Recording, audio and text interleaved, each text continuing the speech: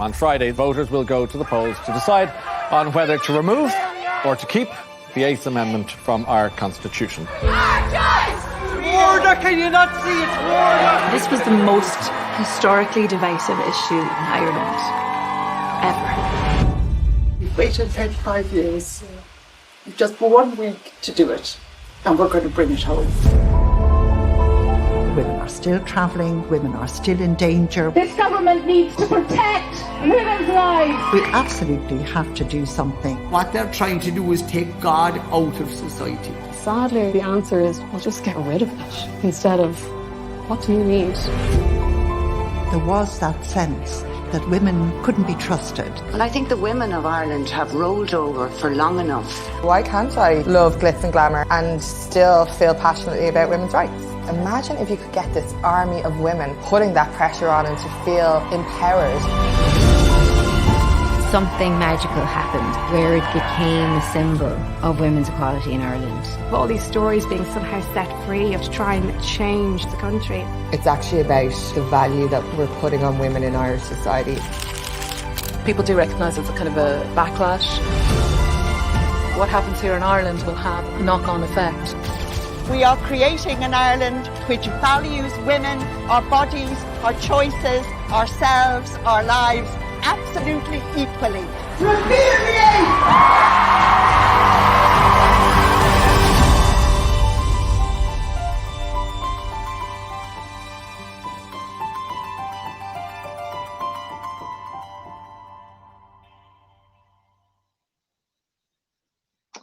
Good evening, my name is Mia Bays and I run Bird's Eye View, and we are a pathfinder for films by women, and we are a network for people who release them, want to watch them, show them or make them.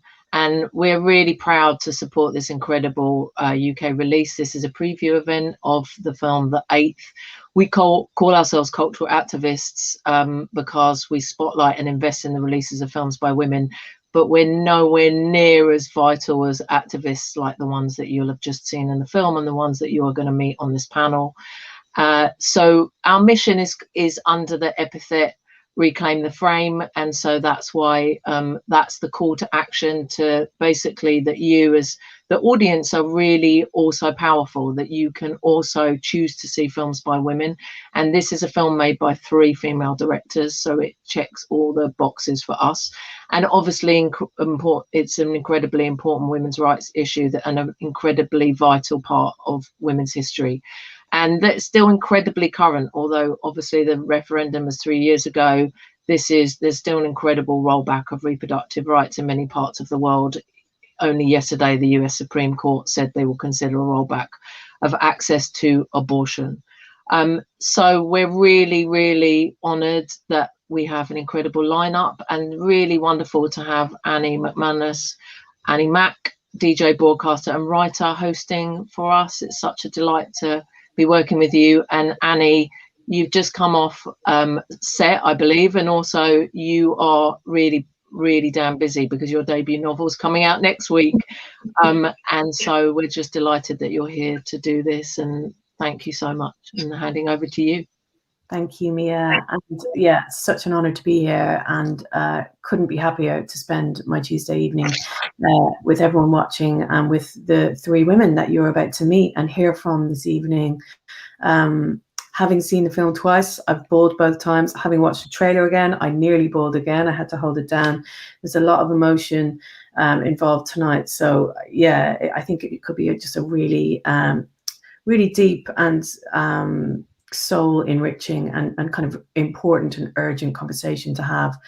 So shall we meet our people getting involved? Let's start with Aideen Kane, one of the 3 directors that made this film. Aideen, hello. Then we have Alva Smith, who you saw in the trailer a few times, the legend that is Alva Smith. Hi, Alva. Hi. And last but definitely not least, Andrea Horan, welcome to the screen. Hello. Andrea is an activist and has a huge role in the film. Is also a kind of legendary activist for women's rights in Ireland, and way more than that. And Aideen, as we said, is a director.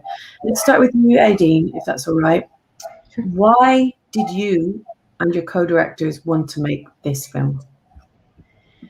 Thanks, Annie, and thanks, Mia, for the lovely introduction. And we're thrilled to be here with both of you tonight. So the three of us made this film, as you said, myself, Maeve O'Boyle, and Lucy Kennedy. And Maeve and I had known each other for a long time. We've known each other for a long time, and we had talked about making a film on this issue. And then we met Lucy one summer in New York, and the three of us sat down and started talking seriously. Obviously, we'd all been making films in Ireland and in New York. And we'd also all grown up under the Eighth Amendment and you know, the subsequent litany of injustices against women in Ireland.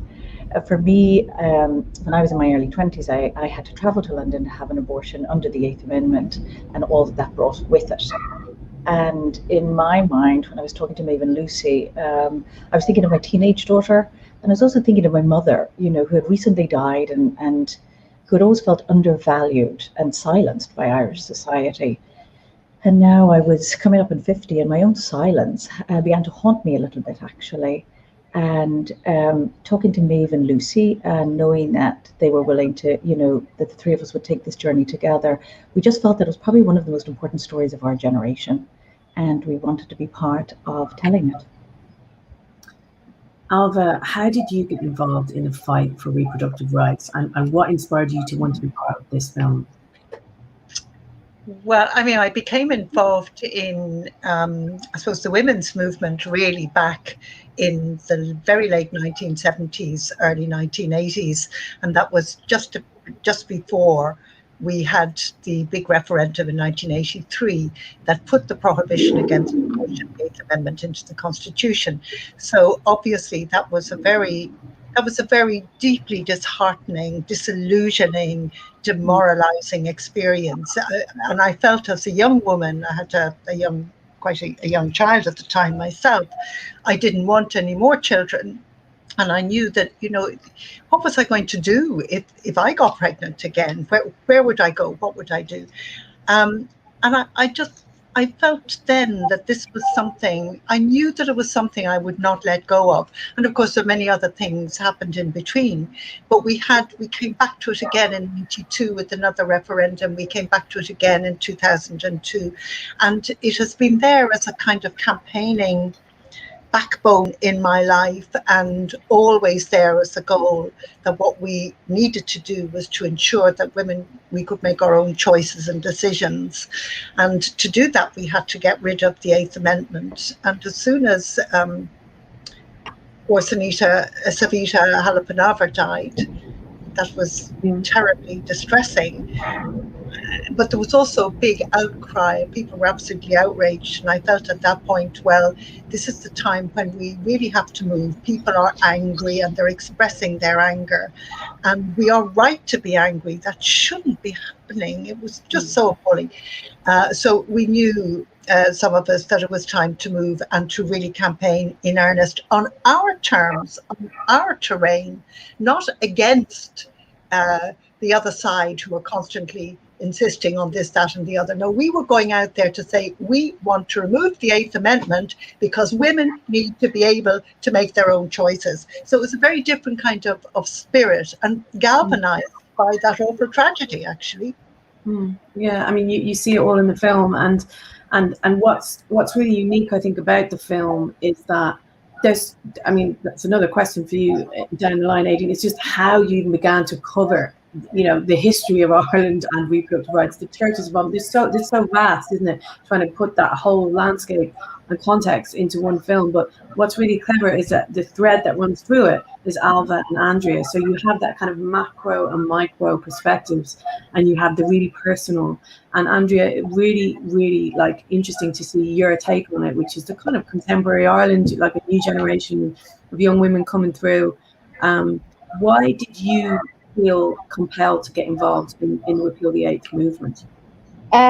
It was personal, obviously. At the start, I was like, why do I not have autonomy over my own body? And then secondly was, I own a nail bar, and I've loads of young women who work in there, and they weren't, our group chat and WhatsApp wasn't political at all. We're talking about glitter and gossip and all that was. And then a politician, an Irish politician, was running for election. She came in to get her nails done, Catherine Sapone. And when the girls were exposed to Catherine, they were obsessed with watching the election results come in.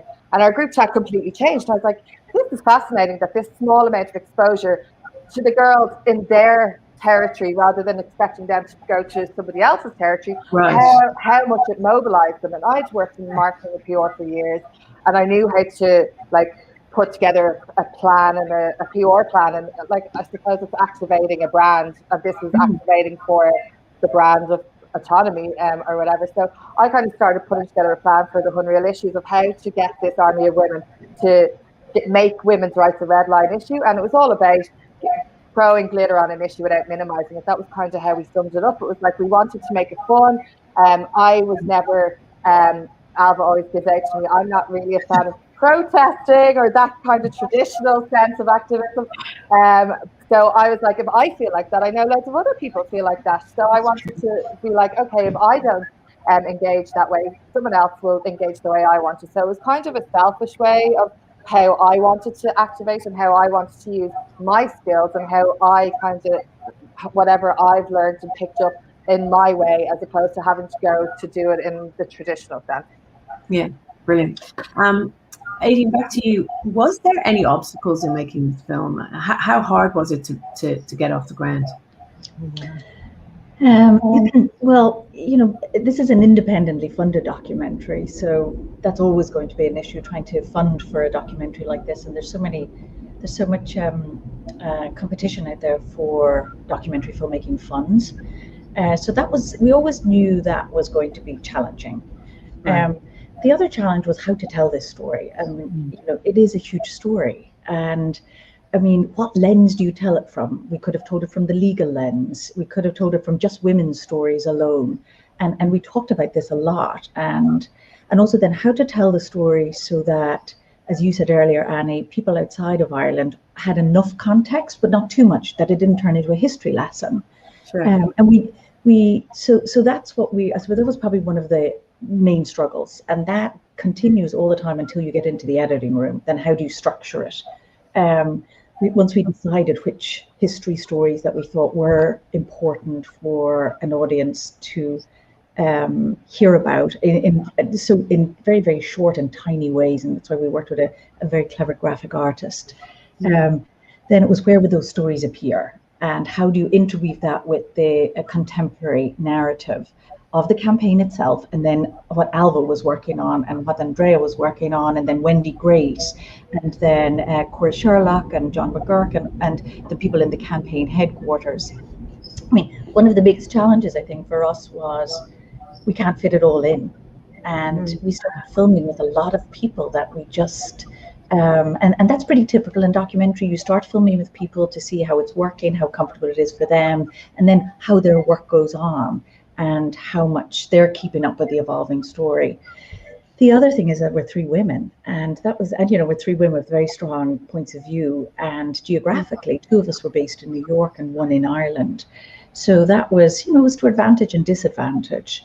Getting people to participate is this is a difficult and divisive subject. And Maeve and Lucy and I mean, we spent a very long time meeting people and just talking to them. And while obviously we have our own personal politics, and we didn't make any secret of the fact that we would have a pro-choice lens on this. At the same time, it was very important to us to be very open and invite people from all sides of the debate, and make sure that we elevated all of the voices that wanted to be in the film. So that was it wasn't tricky, but it just takes time. You have to develop a relationship with people. You have to try a little bit of filming. And then the most important thing to remember is that our activists, at least, it was a political campaign. So we weren't a priority. I mean, their priority was winning the campaign. And then there's a camera saying, please, can I go with you? And then I suppose, so they were the main challenges. And, this happens over a long period of time. I mean, the film took about nearly 4 years from beginning to end. Wow. Annie, you asked me why I became involved, and I mean, as you're listening to Aideen, you can maybe understand why one would say yes to these three women filmmakers, and they come to you in 2015 or 16 when there isn't even a referendum on the agenda. We're still fighting for one, and they say, we really believe in this and we want to take a risk and a gamble on you. And I don't know anything about the technicality or techniques of filmmaking, but I do know you need a lot of money. And I thought, my God, they really are taking a very big risk. I think there must be something there. They have that kind of backbone too. And this is going to be historic. So that, just hearing you again there, Aideen, I'm reminded that, so how could we have resisted them, Andrea, really? And you're talking, Aideen, about like the camera, following, we see that, obviously Andrea and Alva, you allow these cameras into your kind of personal lives and into your processes. And one of the things I found so fascinating, because I've never been involved in grassroots activism, is just watching how it works, like how you figure out the tone of a campaign, like the ways to say things, the ways to kind of catch people's emotions, and how you have to tread carefully in certain places in Ireland. And I just found that so fascinating. And also just the kind of how, the process behind the wording of the campaign. I mean, you started out quite gentle, and you talk in the film, Alva, about why you do that. Can you tell me about that decision and how the tone of the campaign changed throughout the referendum? Well, I think that, it's a very good question, because it really is the heart and the winning heart of that campaign, I think, was in the tone and the language and the general sort of messages. And I think it came about at least partly because we had been through so many referendums before and they didn't go so good, but we're also looking around the world and thinking, well, people aren't, women aren't winning on this, because it was always a kind of a to and fro, back and forth between the pro-choice and the anti-abortionists. And we thought, actually, no, for a referendum, you have to speak to the people. And Annie, that for people in Ireland, the referendum is kind of precious. They don't want the politicians coming too near it. They actually want to make up their own minds. So the first thing we had to do was to try and gain an understanding of what people really felt about this, because nobody talked about it. The word abortion was not used in Ireland. It was going to England, or it was she had to go away, or she took the boat, or she, was on the Ryanair flight on Saturday. All of those circumlocutions were about what the woman had to do, and then it was never spoken of again. And we know the heartbreak, the suffering, the pain that caused. So we couldn't use the word abortion. We needed to get inside people's heads. We did loads of basically focus group research, not personally, but we got people to do it, brilliant people to do it, and they kind of worked out what the reservations were, what the fears were, and also what people really wanted. And what people really wanted was for this thing to be solved, and for them not to have to come back to it again and again, and not to be having to look at this stream of women going across the water to get an abortion, with the Irish church saying, well, we're all pristine, holy and clean, we don't have any abortion in this country. Yes, but because we exported it all to our neighbours across the water. So, it was doing that kind of work, and then thinking, well, if we're speaking to the people, we're not speaking to our own side. They're already convinced. They don't need to have more rah, rah, rah. I mean, I love doing the rah, rah bits. I do them forever. But that's not what's needed. And we can't really convince the other side either, any more than they could convince me. I couldn't convince them. So let's leave them apart, and let's mobilize our side, get them out there in the streets and talk to the people who maybe didn't think about it very much. And when they did, they were thinking, oh my God, is this going to be all awful again? So we need to talk to them very gently, have conversations, ask them what they think, not tell them what to do, not tell them what to think, but ask them, well, what do you think about young women and women in their 30s and women even in their 40s having to go to England? What do you think about that?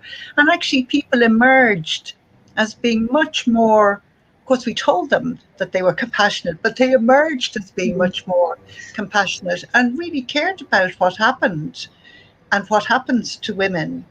And I think that really worked. So it was about thinking about who we were trying to convince, not telling them what to do, and saying, you can't make up, none of us can actually judge or decide for another person. And that really worked. And there was a brilliant project called In Her Shoes, which wasn't actually part of Together for Yes, but it was really brilliant. And it was just, can you put yourself in that woman's shoes?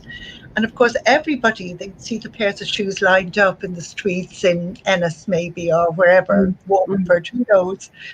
And they would think, no, I don't know what she's thinking. I don't know what her needs are.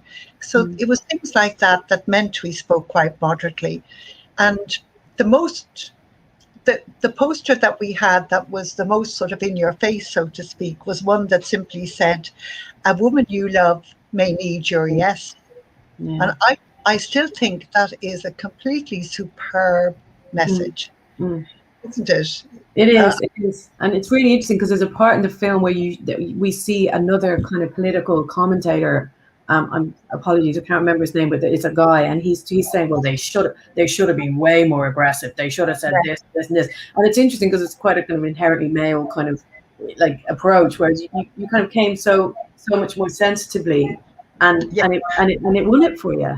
Well, let me tell you that a week before the referendum, then I should shut up, but a week before the referendum, there was a big spread in the Sunday Business Post, which is, you know, a paper of record, 2 pages saying, where are the leaders of this campaign?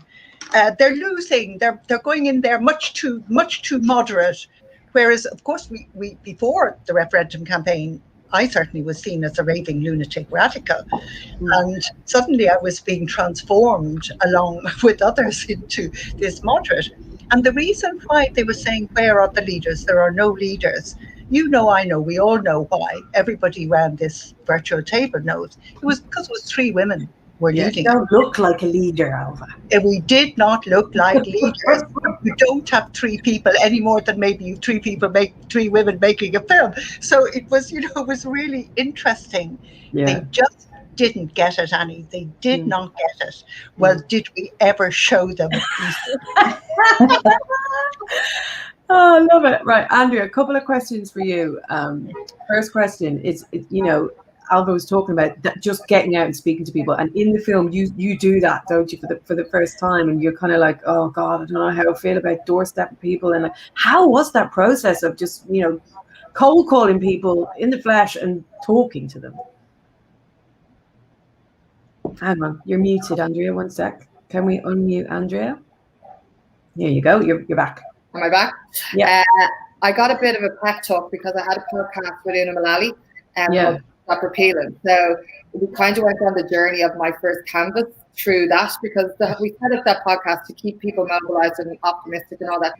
So I was kind of going through that journey that a lot of people were going through at the same time. So I was talking through like, oh God, and how will I deal with it and all that jazz. So then when the day came to do it, I because I've had such support from her, and like I get support from her all the time in so many ways, it was fine. And when we got to the awards, everyone was so nice, and I just couldn't get over that, because for so long you're talking in your bubbles, you're talking online, you have your protective stuff that you can keep away, but when you're face to face with someone at their house and you're looking like, I don't know, you feel like you're like going into their space for a start, but then you're also like, how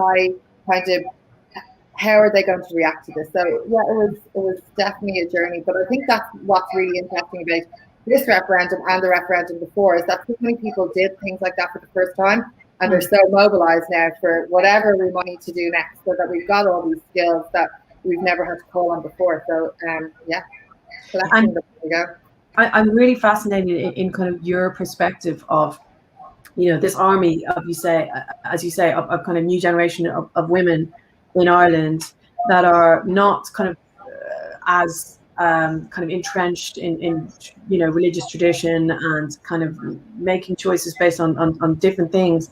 Just like, why do you think that 2018 won the referendum, and you know, why did you think it was that time was right for the referendum to be won rather than 1983? That's a nice small question for me. I think it was perfect. So I think it was because we've just come off the marriage equality referendum. So many people came from that knowing everyone knew a gay person or a lesbian or whatever. So they had all this that worth fighting for, whereas they didn't maybe when it came. So they had all the skills going from that referendum. People politics has kind of changed with social media, that it's not just in broadsheets that you get a political column, so that you're getting your like Lad Bible posting like political stories on their grid on Instagram. So people are getting their information, they're getting mobilized, they're deciding that they want to. There's a global perspective now, isn't there, because of social media? Yeah. Totally. So you're getting sound bites, you're getting buy-in that you may not have had before. Like I know I definitely wasn't a broadsheet opinion piece reader, and I probably still am if I didn't get it fed into my feed.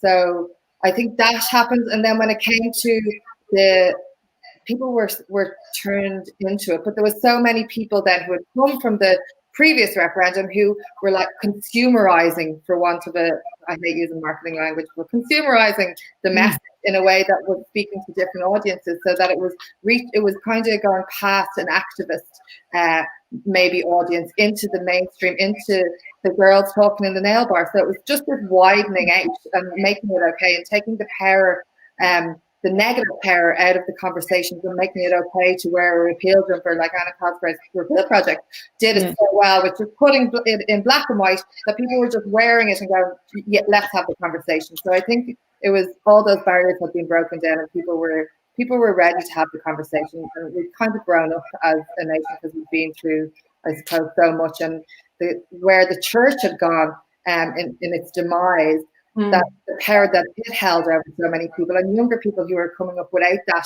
shadow cast over them were kind of more independent and ready for that. So I think there was a confluence of things that came together that and obviously amazing activists who've been doing it for years and years and years, like Alva and so many other thousands of people who have been fighting this fight for so long. Like I was a literal blow-in like 2 years before I started, but there's been people orchestrating this for so long in terms of law, in terms of campaigning, all those kinds of things that you just don't think about or see. And there's so many people who are doing this behind the scenes who never come to the forefront, that you don't realize how much work has gone into this. And you're just coming along with the cherry on top. But it's been years coming and getting into the vernacular of people and all that kind of thing. So I think there's so much to go into it to explain that. You smashed it, by the way. Absolutely smashed it. Alva, talking about that, 35 years of campaigning for reproductive rights for women in Ireland to have choice. How did it feel when you won the referendum? Like, how did that feel? Could you believe it? How does it feel now? Well, that's kind of two different answers there. I think, at the time when we won, I really had a very strong feeling that we would win. I knew we could win. And then when we actually won the marriage equality referendum, which I had been involved in, I knew that we were in there with a really good, fighting chance, and that we were right to be moving. We had been growing the thing. So I did think that we could win it. And I felt that even when people were quite pessimistic. I just kind of felt it in my bones, and people coming towards us and so on. And when it actually happened, of course, and we won by so much, I was really shell-shocked. I think I was really shell-shocked. I kind of walked around in a sort of a daze. But the day the results were announced, actually in Dublin Castle, I felt, I can't tell you the emotion. It was real elation, but incredibly deep elation. It didn't sort of express itself in roaring and shouting, which I do a lot of. But no, this was it went down very deep. It was up, and to see the joy on people's faces and how moved they were to look at all the wonderful women and the men that we had all fought together, and to see the exhaustion and at the same time the pride and the elation that we had done something. We did something, all of us, and it was hundreds and thousands of people, but hundreds working on the campaign. I mean, we did something really quite remarkable, which was to win a campaign on a very controversial issue without splitting the country. In fact, we carried the country, and that was what was so absolutely remarkable about that campaign. That's in a way what I'm kind of very proud of. And since then, It sort of comes and goes in waves. But to tell you the truth, I've been really very busy, along with very many other wonderful women, including Orla O'Connor in the National Women's Council and Gráinne Griffin in the Abortion Rights Campaign, who were the co-leaders of, along with myself, of Together for Yes.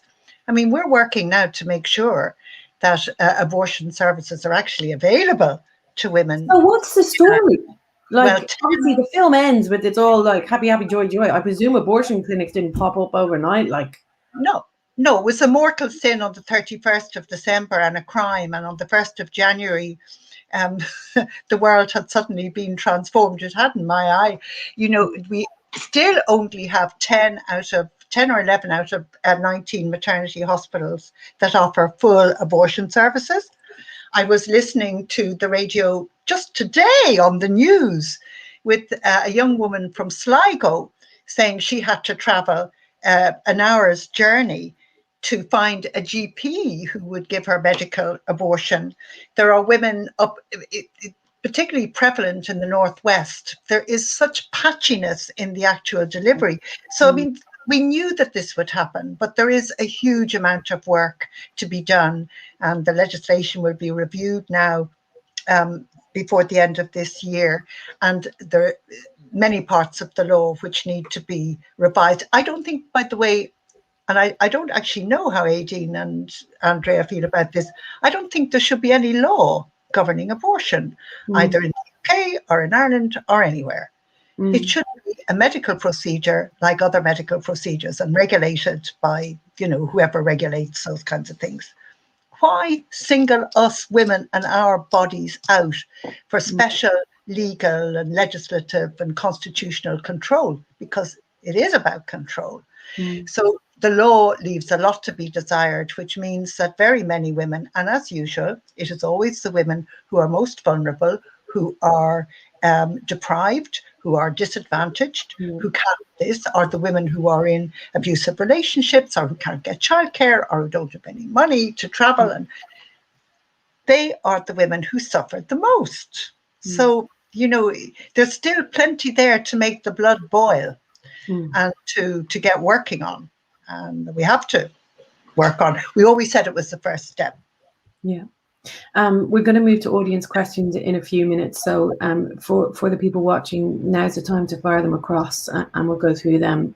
But just on what you're talking about, Alva, like something came up in the news today about America, didn't it? Like the idea of abortion being restricted over there in various states. Is, you know, we can see people trying to campaign still to legalize abortion in Poland, Gibraltar, Malta, across Latin America as well. Why are reproductive rights being stripped back in many countries across the world? Why do you think this is happening? Well, I mean, in a way, it has always been happening, in a sense. It has never not been happening. I think we're seeing a particularly virulent version of it in the States, and that's on foot of everything that has been happening in the US over the past while. I mean, there is a bill in Texas now, which is called a heartbeat bill, so that if a heartbeat is detected, they won't actually perform abortion. And that was exactly the situation that Savita Halappanavar sadly encountered in Ireland, where they could still detect a heartbeat. So, I mean, our slogan was never again, never again. And I mean, I hope we will never go back there.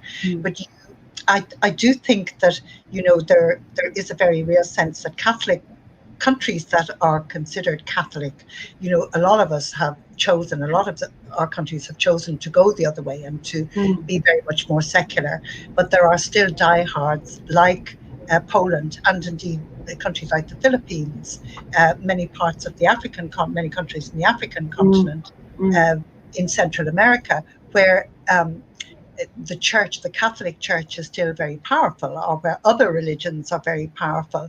And, you know, the reason fundamentally for all of this, it is misogyny, it is patriarchy, it is control and power over our bodies. I mean, you were saying that, Andrea, you know, that sense of the power, you know, that's what it is. And sometimes people say, oh, well, we don't need the word patriarch. Or what else are you to call it, actually? What else are you to call this onslaught of power being imposed on women and preventing us from behaving in ways that should be perfectly legitimate and valid. They are valid. So I do think that now is quite a dangerous time. The far right is on the march, and we're pushing it back in Ireland. In Britain, it's not for me to comment, basically, but we've had a few problems there, and Britain needs to basically get rid of its 67 Act and start rethinking it. But of course, is terrified to do so for fear that something, what is it they say? Always keep a hold of nurse for fear of meeting something worse. That there will be a worse law put in place. So it's not an easy time. Not an easy time for so many people in the world, and that's when we have to keep fighting. Okay, guys, thank you. I'm going to take some questions now from our viewers. There's a really nice one here for you, Aideen, from Emma Keeley. She says, did the process of making this documentary change the relationship between you and Ireland? Did it affect your national identity? Great question. Thanks, Emma. Great question, and it's an interesting one because I suppose I've had an interesting relationship with Ireland. I've lived in the States, come back to Ireland, had my children, came back to the States, and it was when I came back to the States that we made this film. I remember we were working obviously the day of the vote and the day of the count and the celebrations, and then I actually jumped on a plane the very next day, the crack of dawn. I don't know if we even slept, and I brought all the papers and sat on the plane, and then I just started crying. And I cried and cried and cried. And, we had witnessed everybody else crying, but we were trying to film it. And we have 3 cameras here, and we were trying to keep it inside like a rugby player or something. And I got off the plane and met a few friends here. And I just said, for the first time, I actually feel like a full citizen of my own country. And there was a real sense of vindication for my mother. And of course, the first thing I did was call my daughter, because I was like, oh, shoot, I should have brought her with me. But I was there working really intensely. But at the moment that that's the person I wanted to see, this, incredible, now nearly 18-year-old whose generation is going to, take this and run with it. So it did. I also, meeting people like Catherine Corless, and standing with her on those grave sites in Tuam, that was probably the lowest moment for me. And that's again where, we're meeting Catherine and she's telling us about the work she's done and what she's uncovered, and hearing, like, standing there as she stands on those little graves and tells us about that. That was the moment where I was like, I'm going back to New York and I'm never coming back. So Thankfully it all came full circle. But yeah, thanks, Emma. Really nice question. What a journey we've been on. There's a couple of questions with kind of similar parallels. Lewis James Emerton, on 24th of June, Gibraltar has a historic referendum on abortion. What advice would you have for feminists leading the campaign? Are there any unexpected lessons learned from Repeal the 8th that could help shape others fighting for reproductive justice? Who wants to answer that one? Alva? Andrea? Andrea? Alva will take it. Okay. They fought very hard for that referendum, and I think they're really brilliant.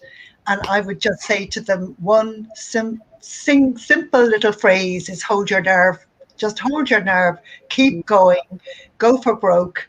And, let's hope that you win. And if you don't, you get up the next morning, you dust yourself down and think of all that you'll have learned from that campaign. But hopefully they are going to win. And I do think that I think it's actually like making a film probably, or maybe indeed writing a novel or doing whatever. There is a level at which you have to really want to do this thing. Whatever, in a sense, the outcome, you get very involved in the actual process, and you're just determined, and you're going to carry on, and you're going to do it with as much solidarity as you can possibly muster. So hold the nerve, keep the backbone really straight, and go straight at it. That's Brilliant. it. Brilliant. Thank you, Ella. Becky Ashdown, from Jane, this question is Ireland having issues with protesters outside clinics like we do in England? Do you know anything about that, Andrea? Alvin? Yeah. Will I take that one? Okay. I take it briefly. Yes, absolutely. Right. And in fact, I was talking about Sligo there, and we've under 400 of our general practitioners who have officially kind of signed up to do medical abortions out of 3,000, 4,000 plus. And I think there are a lot more GPs who are actually providing abortion care in their practices, but they're afraid to put this out there because they are afraid of the rosary beads and the little white crucifixes, the people gathering outside. So we're looking for safe access zone legislation, which we were promised. It hasn't arrived. Apparently there's a constitutional issue. And I say, right, well, let's get rid of the Constitution. It wasn't enough to get rid of the 8th. We just need to get rid of the entire Constitution because they have to find a solution to this problem. So, I mean, yeah, a third of the population voted against it. So we do accept that there is opposition, but in a democracy, if 2/3 are in favour, that's the bit that wins, and the other side have to mind their manners and treat human beings with respect. Right. We have a few people in the US in the audience, from the US in the audience tonight. What can people in the US learn from the Irish campaign? Obviously, as we said, you know, it feels vulnerable over there in terms of how the laws are kind of being, they're in jeopardy, it feels like. So people are mobilizing. What can they learn from how you guys did it? Well, I think, you know, I think they're very different situations. So we often ask that question. And I think that it's very important to say there's no template for running a campaign. You always have to look at your context. And the US is just so vast and Ireland is so tiny. But I do think things that worked for us were really reaching out very widely and building strong coalitions that we did recognize from the beginning. And Andrea will come in on this too, I'm sure, you know, that the pro-choice movement could not do it on its own, that we had to reach out to trade unions, student groups, all the medics that we could possibly find, everybody. We had human rights. We had to reach out very widely and build strong coalitions. And the second thing, I think, is what we talked about earlier, not to assume that you have to have an argument in the way you had it before. Right. You know, it may be better not to have arguments at all, but to be very assertive and positive and affirmative. This is about women. This is not actually about anything else other than women and women's bodies and women's freedoms and women's rights. And you simply are not going to talk about anything else. And I think that really, really, really helps pretty well everywhere. But you can't tell other people. People used to try and tell us how to run our campaign. And you could really only look at them and say, well, it isn't working very well for you, so I think we'll paddle our own canoe, thank you. But I do hope that, I know that what helped us a lot was hearing of people winning things, anything elsewhere. So with such a lovely, beautiful, powerful film that Aideen and Lucy and Maeve have made, I just hope that people feel, oh, it's just worth taking that next step. It's worth going again, even if whatever about the practical lessons, it's just seeing that you can win. Yeah. You can win. Well, I mean, when this is released next Tuesday, I think it will be such a kind of beacon of hope for so many people around the world who want to fight. There's a question now for Andrea. How else do you recommend getting those who usually don't take part in protests to join the fight? I think the first thing to do is step back from what you expect from people. So if it is, I want them to turn up on the street or I want them to do this, it's thinking about, okay, who is my target audience and breaking it down into where are they, what are they doing, who are they listening to, and how can I get them on board with my messaging. So for a lot of what we did, we kind of broke it down into sport, music, social media, film, and tapped into each of those interests rather than kind of thinking of a bigger demographic of age or sex. It was more interest-based. And then when it came to men, it was reaching out to people who men would listen to as well. That was like in terms of art, in terms of skating, in terms of all these kind of different audience groups and how you can kind of bring them into it as opposed to expecting them to come over to your way of doing things. And I think you have to step out of your own kind of mind, if that makes sense, and think about, okay, this is how I do it, but maybe there's people who don't react to that as well. And thinking about really honing in on your audience rather than your beliefs and your way. Yeah, brilliant. Just thinking, I mean, the wonderful artists for Appeal, for example, who did these brilliant banners, which they had on parades, and then there were jewelers and badge makers, and people did plays and concerts, and there was so much creative input into the campaign as well, wasn't there, Andrea? So much, and I think there was anthologies done about all the creative stuff that was done. There was just to mark down how much creative side came out of it. It was really interesting to see. There was fashion, there was jewelry. It was like, have we gone to this from where we came from? It was just, there was people making donuts with repeal on them and like giving them out to people. It was like, this is fighting at the pop-up shop the week before the vote because I want the blue sweater. And I said I wanted the blue one with repeal on it. No. So and wonderful videos and memes and things on social media. People really rose to the occasion and gave whatever they had within them. They gave it all. They put it all in there into the campaign, which is so kind of uplifting about human nature and the world, really, isn't it? Yeah. It doesn't always stay like that.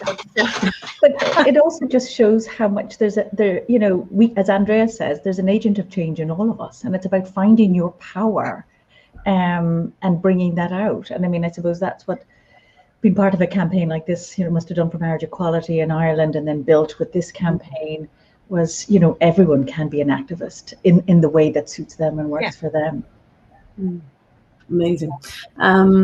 So someone's saying, we hear the film is being used in Poland.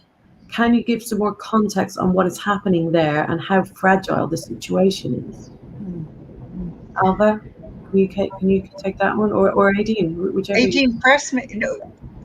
Okay. I'll tell you how the film. Oh, sorry, Alva. If you want to give the political context, I'll chime in with the film. Yeah, great.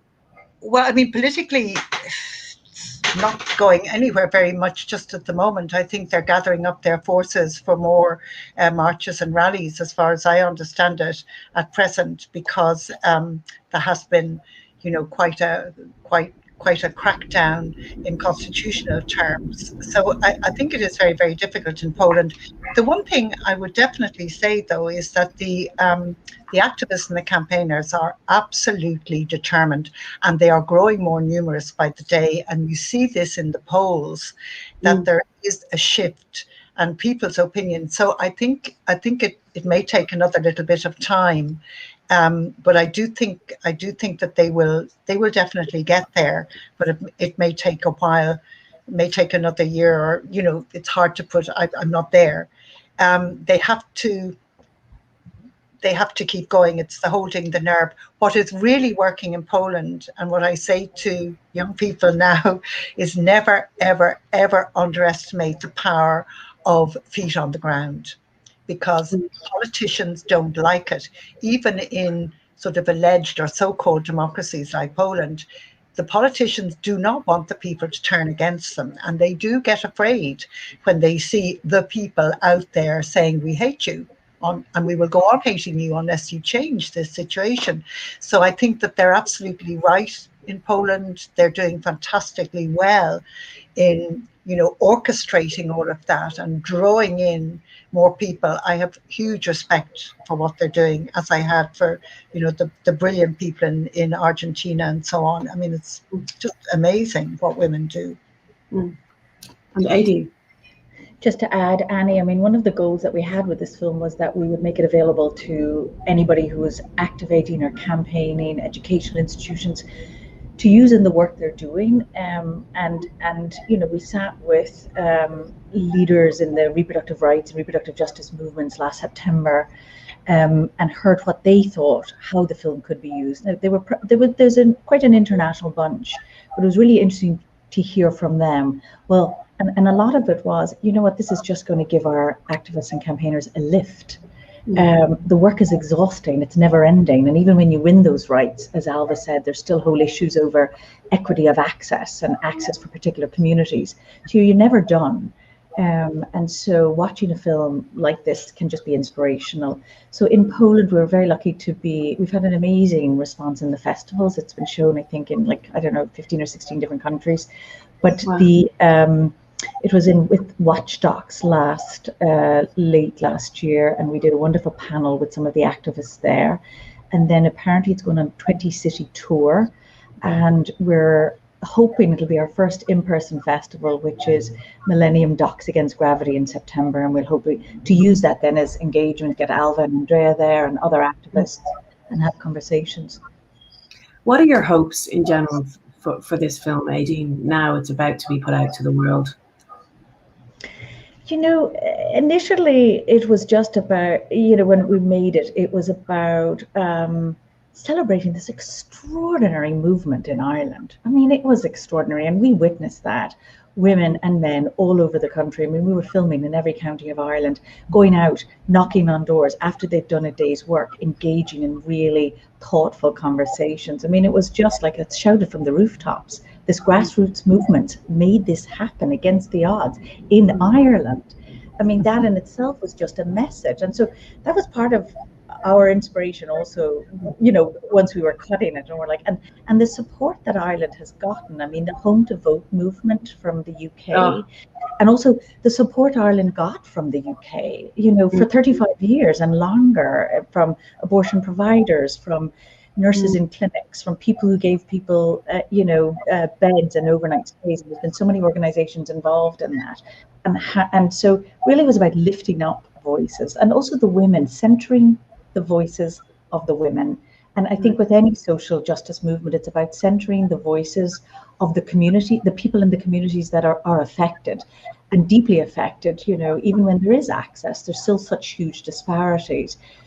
So if you go where those disparities are, and then you center the resolutions, then you solve for all. So really it was a mix of those things, but it was also just now proud to be an Irish woman and proud to have witnessed and documented, and also to say that our film, it's a film, it's 90 minutes. There are so many other pieces that have documented this campaign movement, photographic exhibitions. There's a book that's been written. So it's just one part of the conversation. And I think what we want to do with the film is just make it a stepping off point, because we come on and generally the conversation centers around the activism and the work, and that's what's happening, and that engagement is one of the goals for us for the film. Yeah. So the film, as we said, comes out next Tuesday. You can watch it in various virtual screenings, and tell me where else, Aideen. I want to make sure I get this right. Yeah, no, we're so lucky. We've got 45 theatres in the UK that are putting the film out on their digital platforms. Right. We've got 10 cinemas who are going to have real audiences. And then in Ireland, we've got 3 digital platforms right now. You can find all the information on the 8thfilm.com. It's right there. The minute you open that up, it says where to watch in the UK and where to watch in Ireland. Okay. I thank you all so much for your time, and just as an Irish woman watching from England, I thank you for your passion and all the hours of just tireless work you put in to making this result come through. I speak on behalf of everyone. I'll do that. I wouldn't normally, but I will in this case. So thank you so much. Thank you, Annie. Thank you. Aideen, Alva, Andrea, I'm sure you're going to have to do many more of these. But listen, we very much appreciate you. And for those who are watching as well, go see that film. Tell your friends about the film. Tell your granny about the film. Tell everyone about the film. It has to be watched. It's the most life-affirming, brilliant thing. And yeah, next Tuesday is the day. So thank you so much. Thank you, Annie. To everyone.